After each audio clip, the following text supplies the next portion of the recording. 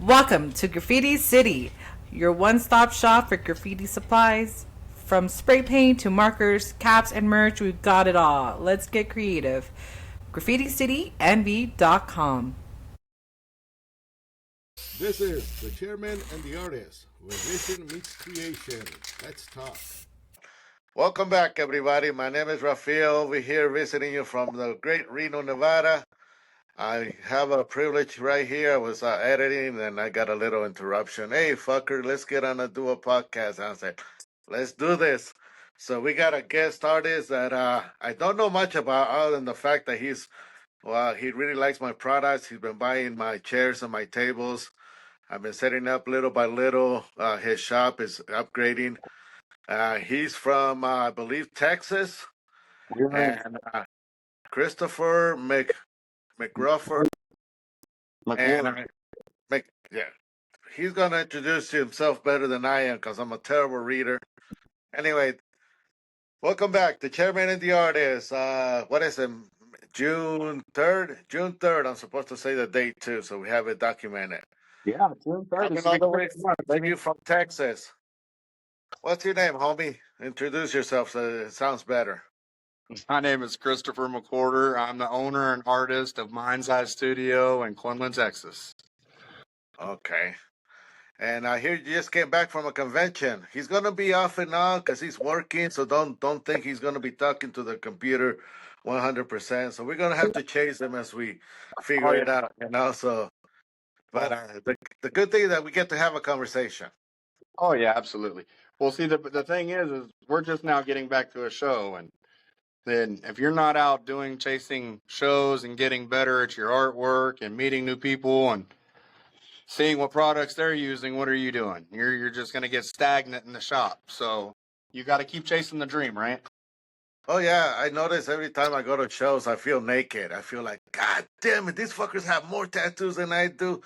I feel like I need to catch up with my tattoo work on myself. I feel like I also need to catch up on the art because these motherfuckers are outdoing me or something like that, So you feel like you got to get back into competition. The nature of yourself wants you to get back into competition.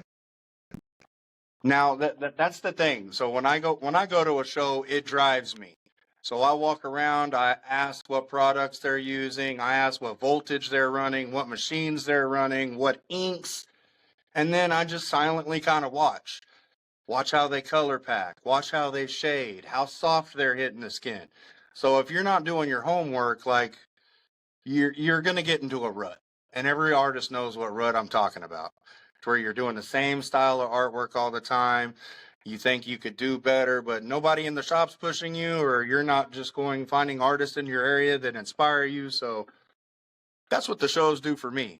I get to go out of state, see new country lands, see a whole new group of artists, and then work with them for the weekend. And every time I do that, I come back and I'm a little more inspired to spend another hour on your tattoo, or see how much more detail you can get into it, or test a product that they were using, So it's just kind of the day-to-day drive that keeps you going. You know what I mean? So you own the shop, Chris? I own the shop. Okay, so as an owner, sometimes I know how it is. Sometimes you don't get the kick in the ass from the homies because they may be a little afraid that you're gonna fire them or retaliate. But yeah, it's good to go to a show and get some feedback from other motherfuckers or get a little bit of push. Telling you, hey man, I saw your shit, but you could do better and stuff like that. Good criticism, you know. All criticism should be good. It's it's creative criticism for a reason. So it's either gonna give you tips and tricks on what you need to work on, or it's gonna tear you down to where you don't want to do it. Hopefully, the artist that's giving it is a positive one, because positive reinforcement leads way better than negative. Yeah, and sometimes you gotta fucking, how can I say, crack some eggs to make somebody react a little bit. Sometimes you do it by gotta crack an egg to make an omelet. Yeah, so you gotta do a little offensive joke on it, and if the guy doesn't take the joke, it's like, oh well, he's not one of those guys then, and I'll back off. But some conversations start like that. Hey, I saw that you did that fucking cross-eyed girl. And homie, what the fuck? Hey, bro, I'm just letting you know from my point of angle, that bitch looks cross-eyed. Or was that the photo? And but it starts a conversation. It It starts a does. conversation. You may have a rival, and even if you have a rival, fuck yeah, now you got somebody to prove it to. Now you got somebody to fucking say, I'm gonna prove it to this motherfucker. I can do better, and this and that. So maybe he did push your fucking buttons, you know? It's true. That is true. So it kind of goes both ways though. So like you can see them as haters or whatever, but if you got a hater or two, at least you're doing something right because you got real estate in somebody else's head. Well, So yeah, they're thinking about you. That that you instigate something without even knowing that you're instigating it. absolutely correct. um, so So how'd you how get into the game? How long you been tattooing? as a hobby, I've been tattooing 24 years. Professionally, I'm going on 16 years. 16 years. So before that, you were just doing it more like you're doing it for Tattooing the fun. homies. Yeah, tattooing the homies at home and all my family members, whoever would let me practice. Mhm. So you're pretty much also kind of self-taught. Absolutely. That's one of the reasons I like going to the shows because when I try to get into the business, I paid a guy to apprentice me and this fucker ran off to Houston. Took my money. That's fucked up. Oh.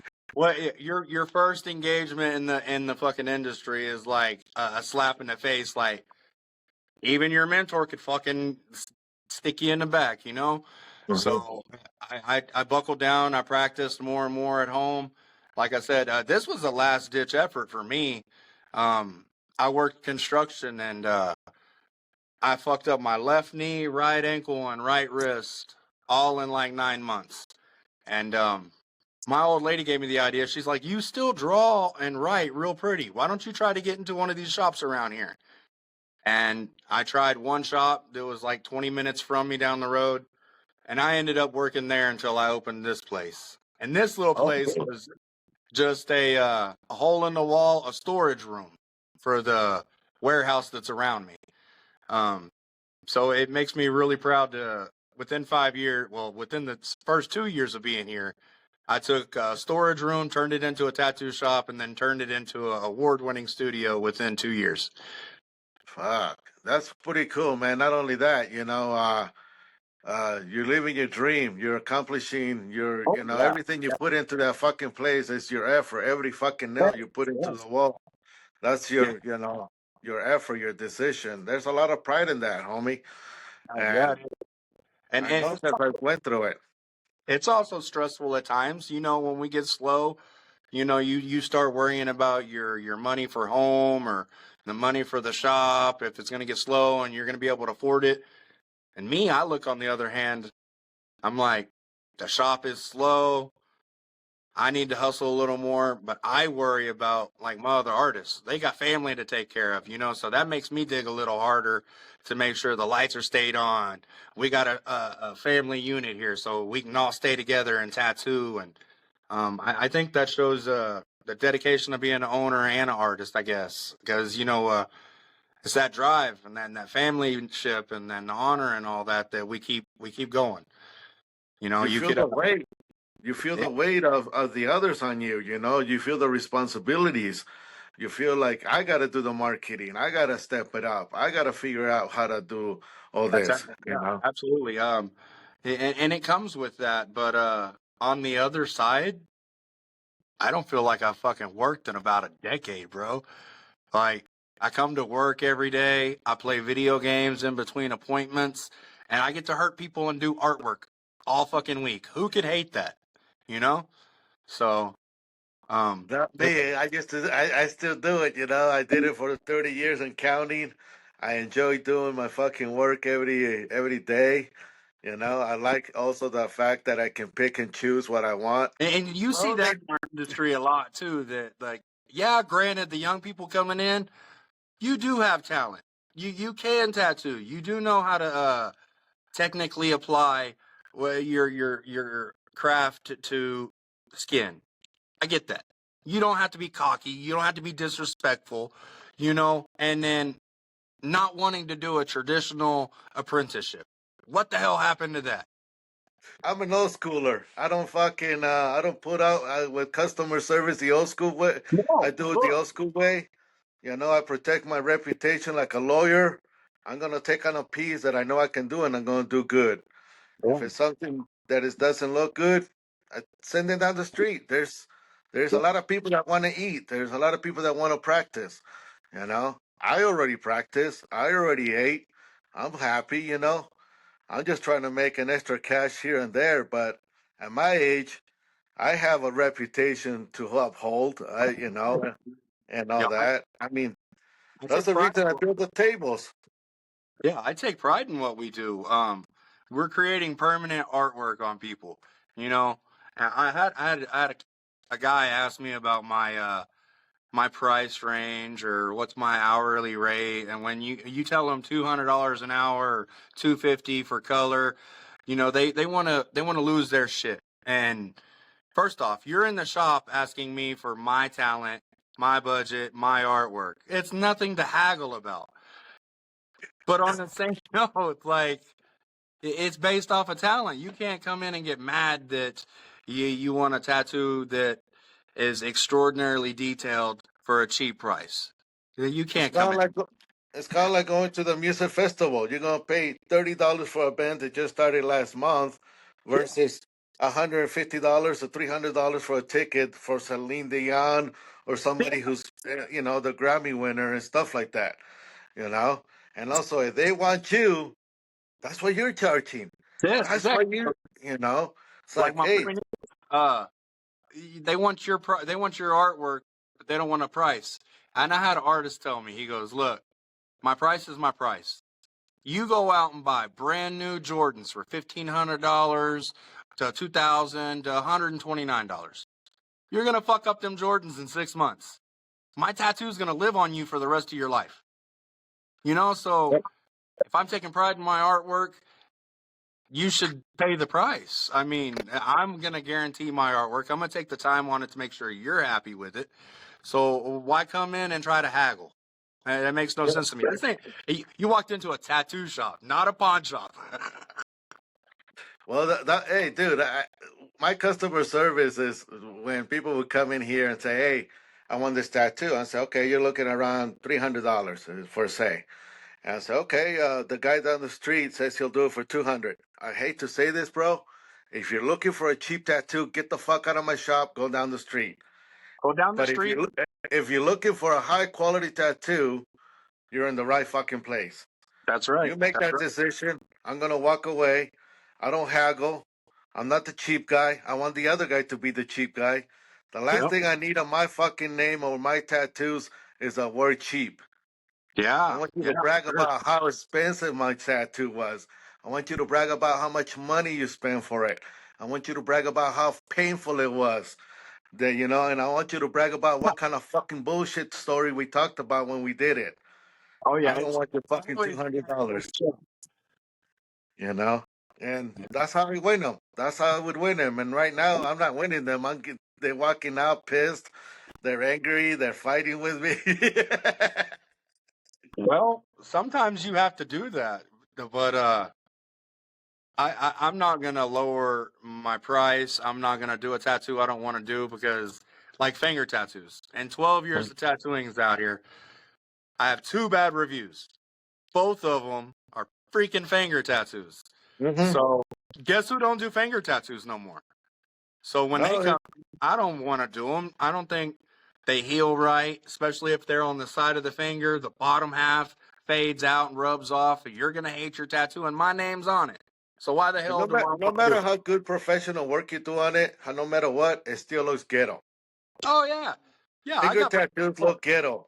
Even professional. if you do real nice work, you know, it tells people, the public, that's a ghetto tattoo, that's a ghetto person, and Yeah, this and that. So it brings you down to the ghetto in a way, you yeah. know. And I don't give a fuck, because I know I lived it. I have my fingers tattooed, and I tattooed them for a reason, to explain to people how far you can and not can, and what to expect on your fingers Exactly. and shit like that, you know. But yeah, fucking also. Um, when it comes to, I would say, I would tell the clients, look, it takes 10 good tattoos for me to get one fucking client. I have to Yeah. set out 10 good tattoos out there to get the next one client. Yep. Well, it takes one fucking client to scare away 10 fucking potential clients. That One is true. fucking bad tattoo was going to scare 10 motherfuckers away. So, The you good thing know, about what we do nowadays is like you're absolutely correct. It used to be word of mouth was our biggest advertising tool. So you do a good tattoo, that friend goes to tells a friend and brings you another friend. And that friend brings you another one because you do good, consistent artwork. Nowadays, we have the ability to network a little more on social medias, which is a ginormous tool. I get referred all the time, but also it's terrible because you get to meet an artist that gets booked up or doesn't have time or so it goes both ways. So it's a good thing that you get to network and it's a good thing that word of mouth still exists, but when you put them together it could lead to them disastrous things where you do go viral on a video for saying the N word, or you're like I've built somewhat of a good name for myself. And if I was to mess up and do something like that, and I'm probably one of the least racist people you'll ever meet. I tattoo and hang out with everybody. Now, I know a difference. And I'll say it for your fucking podcast. You can say and not be in trouble, but you say, and that has a definition behind it. That goes no, for effort that you are driven inside yourself. So if you have no personal motivation, you bring other people down, and you put blame on everybody else. That's what that definition is for, well, not the other one. You can have like I've had my certified black certificate since I was in middle school. I was always white boy in most of my fucking high schools. I ran around with Crips and Bloods, and I didn't know that I wasn't supposed to be wearing blue when I should have been wearing red. So I grew up in the fucking city, and I miss your mama jokes, and I miss your dumb jokes, and I miss the racial jokes because that's what made us hard, and that's what pulled us together at the same time. And nowadays that one little mess up. That one little mess up can destroy your whole career because somebody caught the other end of their story and played the victim first. you And know, you it's know what I, you know what I explain to people, and I let them know right off the bat. Hey, listen, I'm an educated racist, and let me explain this part. I'm an educated racist because I have touched black, white, brown, Chinese, that's right. fat, ugly, skinny, gay, lesbian. You think Yeah. I'm a racist when I'm touching all these people, communicating with them 3 hours at a time and all Yeah. that? Yes, I'm a racist because I know about their races. I know about their culture. I Right. know about their stuff. So I'm an educated racist.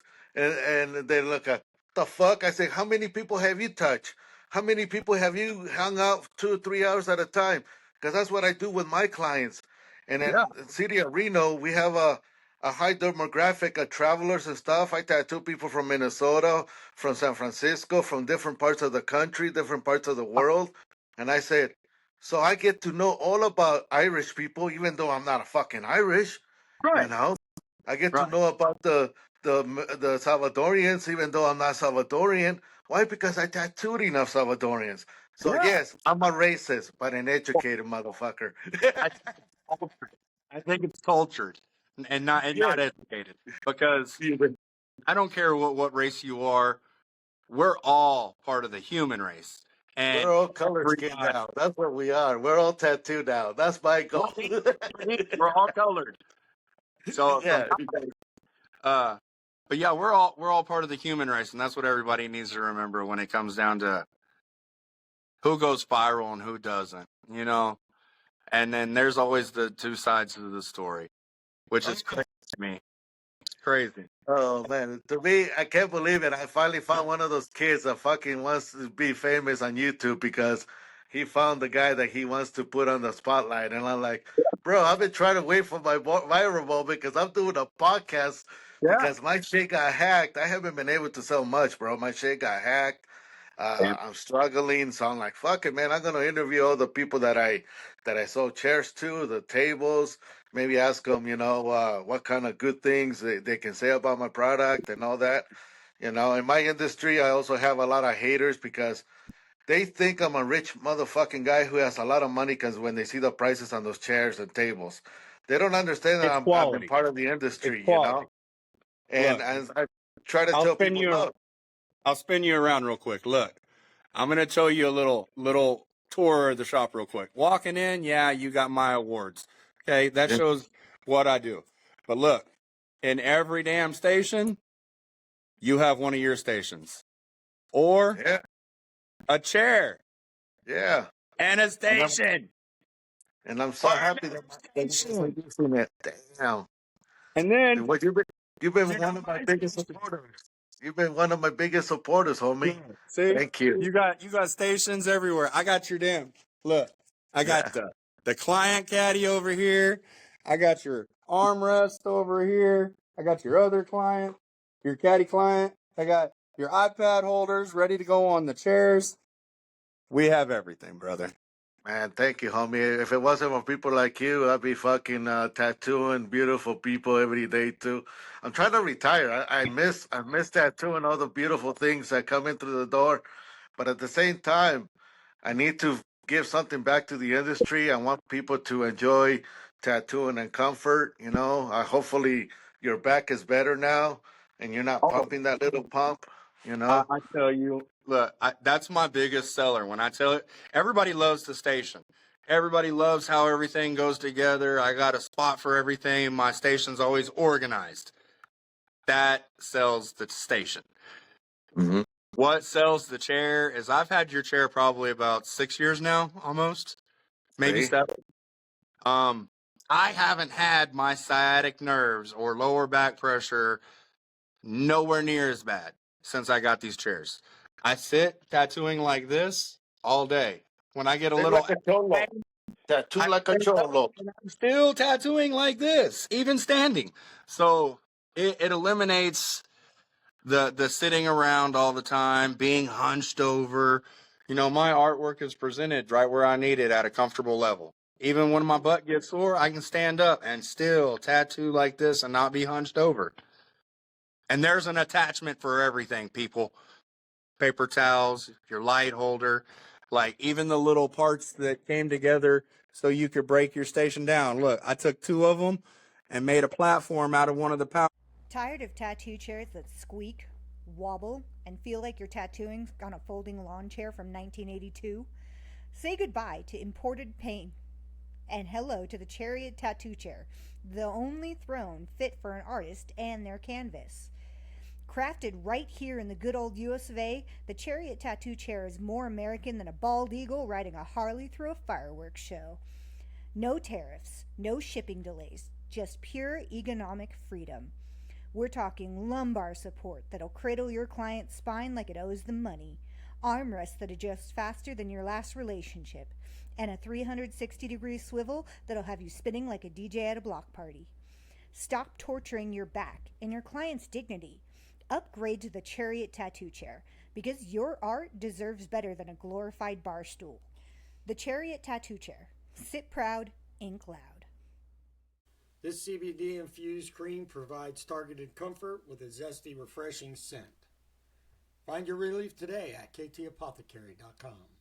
That's a cool thing, the innovation, that with all the stuff that you guys been able to fuck with that. It's so cool seeing what you guys do with my stuff.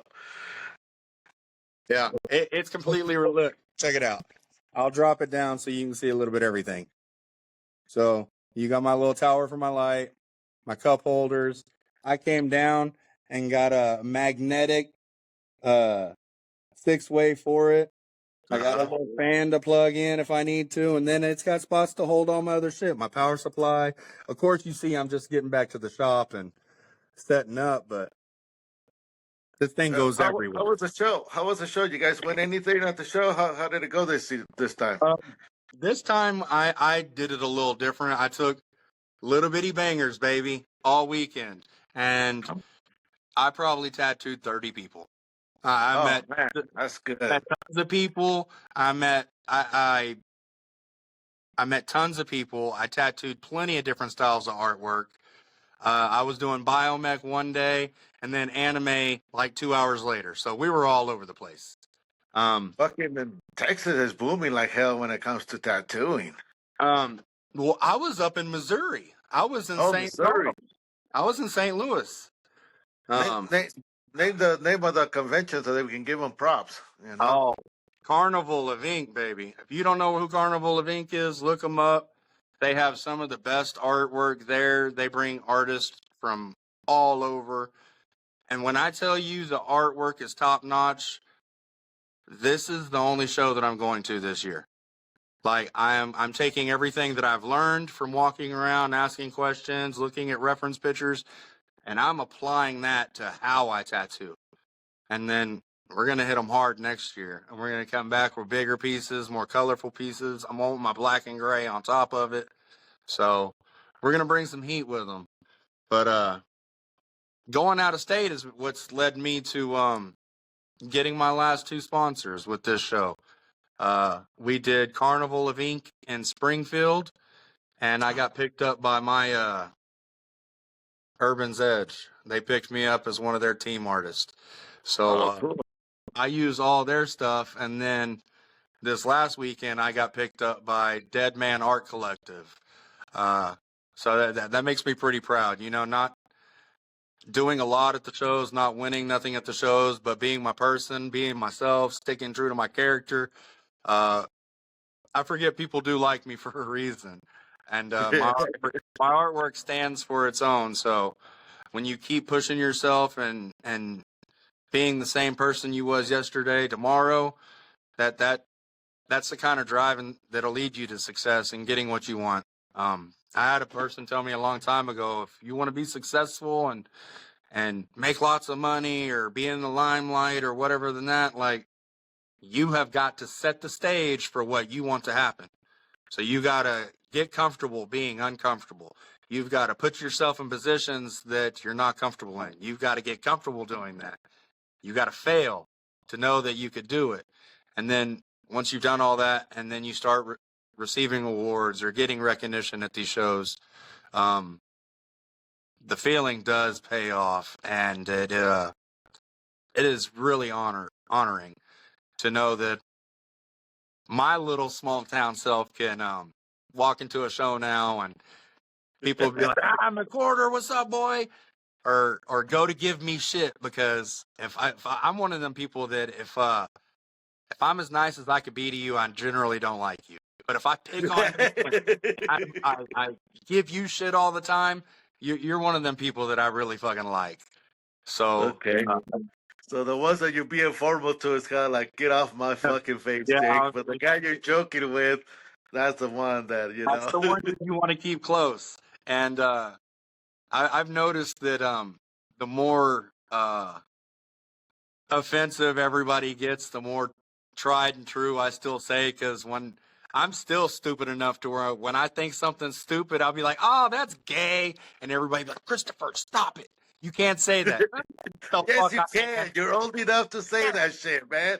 Fuck, I hate that the fucking, we were saying that just the fucking every other day, and now they're making like, oh, that's a bad word now. Fuck you. We're fucking adults. You know, when I tell people I'm an artist, I cuss like an artist. I talk shit like an artist because I'm an artist. Artists are allowed to get away with murder. You know? I mean, we You practice fucking hurting people every day, almost to the brink of death, and you pay me for it. Well, for example, let's put it this way.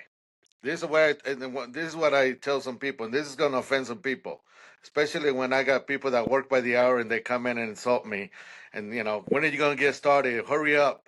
So okay, then I get started. Then I tell them the story about the artists and the peasants, and I use the word peasant. I say, if you're getting paid by the hour or the time, you're a fucking peasant. If you're getting paid for your art, then you're an artist. As an artist, we get away with murder. Cindy Lohan is an alcoholic, but she's still an artist. Fucking Mr. Coke Addict is Iron Man now. Nobody has an issue with homie. He was a Coke addict. You know, Leonardo DiCaprio as an artist, he can say the N word. Brad Pitt as an artist, he can have swastikas in his movies.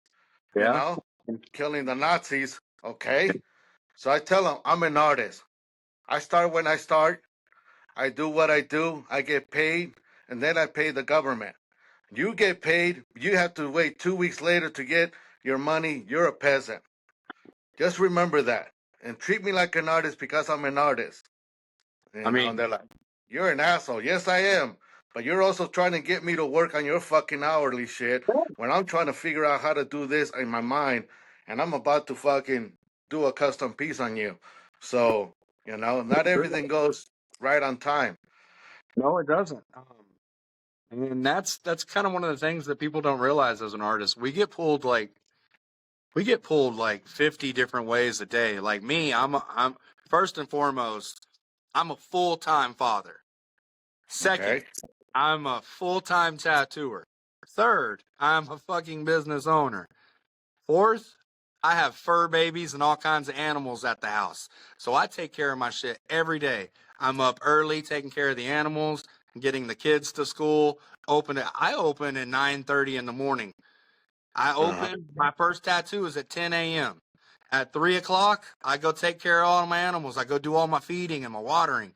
And then I'm right back here to the shop for appointments. So it's the drive and the motivation that keeps you going to keep doing better in this industry. Like you could be an artist and make a splash on your social medias, learn how to tattoo off of YouTube or whatever. But it's the trials and tribulations that make the artist, and the slow seasons and managing your money that make you a little more tougher, harder, more knowledgeable in this industry. Like eventually, like everything's getting regulated. A lot of people don't know that, but like supplies are starting to get regulated. The government's trying to regulate how late we're allowed to work, how our inks are going to go down to like a 6-month lifespan. And it's made of products that cannot expire. So why regulate it if you're going to mandate everybody to do a trade a certain way, then you need to have a school for it. And And there's no more passing it down from master to apprentice. Make a damn school for it. And here where I'm at, they're wanting all artists to switch over and have a license, not just the shop. The shop has to have a license, and every individual artist has to have a license. Now, if they do this, I'm going to expect the state to go after these scratchers at home. If you're going to make me jump through all these hoops to be professional as I am, and all my artists that takes up each station in my shop, I expect you to go after the scratchers in my county. I expect you to give them bigger fines and fees. I expect you to be harder on them. And then at that point, all tattoo supplies need to be yanked off of every website that sells them to people without licenses. yeah, well, If you're going to regulate shit, that's the way it needs to be regulated, right? yeah, and all that's going to create is more underground because a lot of people are going to avoid the regulation. Tattooing is a rebel thing. To do tattoos, we've been rebels, and Going back to what it was in the 70s, the 60s and 70s. Only outlaws and bad people and gang members had tattoos. Well, then I guess we need to go backwards. I had an yeah, old school cat come up to a show one time. Shout out to Reverend John. He's been out here tattooing 43 years in my area. He come to a convention to get some supplies. And he come up and told me a story of an artist stealing artwork. And he was in Florida at the time. So this artist stole a portfolio and said that it was his artwork. They beat his ass, got him drunk and fucked up on drugs, and took him to every shop along the fucking coast. Hey, this is so-and-so. They beat his ass and took him to the next shop. Got there, beat his ass again, took him to the next shop. And then this old man looked me square in the eye and said, "You artists nowadays are watered down pussies. We wouldn't stood for shit like this back in the day. Y'all wanting to tattoo and look cool but sell drugs out the back of the shop. Or you want to look like a fucking cool tattooer and be fucked up on coke or fucking meth. That shit didn't go on back in the day. Back in the day, them shops were fucking people that looked like outlaws but were fucking businessmen and had heads on their shoulders and had fucking honor and morals. Not nowadays. Nowadays, you got people that have sexually aggravated record that can be fucking tattooing your goddamn 18-year-old daughter or piercing your 12-year-old daughter's belly. It needs to be regulated. If it's going to start changing like that when they want to regulate everything, that's how it needs to be fucking done. Yeah, it is. I mean, back in the day, I remember when we had organizations and groups that they would band together to protect themselves against Yeah. government. But Yes. right now, a lot of that is we're in the wild, wild west. It's all about individual. Look how many followers I got. Look about this. I'm a rock star. Fuck you, and all that shit. Also, you know, yeah, I know about stories from the past and shit like that. I had old schoolers. I tattoo with old timers. I still hang I around love with that. old timers. Apparently, I'm an old timer now. As I was called the other day. Hey, Get the look, fuck out of you here. got the hair up here, baby, but the gray runs thick. The gray runs Oh thick. yeah. Yeah, So, but I that's the wear my game. badge proud, and I want to retire from tattooing. I'm going to keep doing the podcast. I found out that, hey, I'm plugging in my own, I sponsor myself. That's why you see the sponsors. Hell yeah. Mr. CBD is one of my homies that I helped build a website and he sells CBD. So I told him, well, I'm going to put you on my podcast. At least you can sponsor it. And then I put the other guy who does graffiti. That's the artist. We do the podcast, the chairman and the artist. So Mr. Graffiti guy, I got there. And hopefully I'll get some sponsors for my podcast, but I'm working on it. And and unfortunately you hit me up on a time that Mr. Phone was only charged so much. So pretty soon, I think I'm only at 5%. So we're gonna have to cut this a little short, man. But I do want to do a whole podcast. Maybe we should start doing a podcast on each one of your artists, and they can talk about their struggles, how they got in, promote your shop, and gives me more episodes for me. Hell yeah. Absolutely, brother. And I tell you what, I'm gonna start tagging the podcast too. So when we get done with here, I got to set up for my appointment. When we set Mhm. up, I need you to drop me your podcast. That way, when I start posting my pictures and videos, I'll shoot you out I'll shout out to you as well. I Hey, mean, bro, I want this to is say thank you. this Thank is you how for all the shout outs, man. it's how Thank you for all the shout outs. You really sponsor me. You really help me. You really support me, and I appreciate every time that you post it out there. And that's me without even asking, homie. You really are. There's a lot well, of people that I want me to stand by give the them a share. products. They don't even post my shit. They don't even mention me on their stories. But you do it out of your heart. You do it out of your way. I'm not even asking you, and I really I appreciate that, homie. like the product. You got a good product. It keeps me organized. When I'm not in my shop, just taking my station makes me feel like I'm at home. So by the time I get to these shows and I set up my station, the anxiety and all that's gone. I have a comfort. I have my booth set up. I have my zone. So it relaxes me. I can't tell you how much it really does comfort me, especially when I go out of state. It feels like I'm tattooing at home. I'm If glad. the I'm chair glad wasn't, you made a good investment. oh yeah, absolutely. If the chair wasn't so big, I would love to take it and show it off, but I can't go through 5, 6 states with that in the back seat. But from Nah. now on, when I start to do the home shows again, and the ones that's like an hour or two away from the shop, you bet your happy ass the chair's going, baby. Oh yeah, bring the comfort to your place. There's no point Oh in yeah. busting your back, homie. And that's one of the biggest things. It's a lot of the people sit in the chair and they're like, "Oh, this is so comfortable. It's wide. I don't feel like I'm gonna fall out." The chair's for me. The chair's for Oh me. yeah. Oh yeah, it's for you, but also the client likes it, and Yeah, that tilt helps them a lot. but the chair's for me. It saves my ass. It saves my back. It's the whole reason I'm here every day, still wanting to tattoo. So not only that, I got my station here. I call her my secretary because I do when I get set up, I feel like I got everything accomplished. Hey, also do me a favor, send me whatever logo so I can put it on the podcast. So I can put your Absolutely, logo on there the whole time. You absolutely. know, So I'm gonna trying to shoot. promote each other, trying to help out each other, and I appreciate Absolutely, your all your help, homie. And I do. dude, I'm over here editing, and I didn't. You surprised me, which awesome, man. I wasn't even ready for this one. Nobody's ready for me, bro. And I don't even have alcohol in my system yet. I can't drink no more, man. I only do weed now. I only I, smoke weed. look, You look. know. I'm an OG, and I never knew what OGs were like until I became one. So I did meth and all kinds of drugs for 13 years. I moved out here, got my shit straight. I've been clean 16 years now.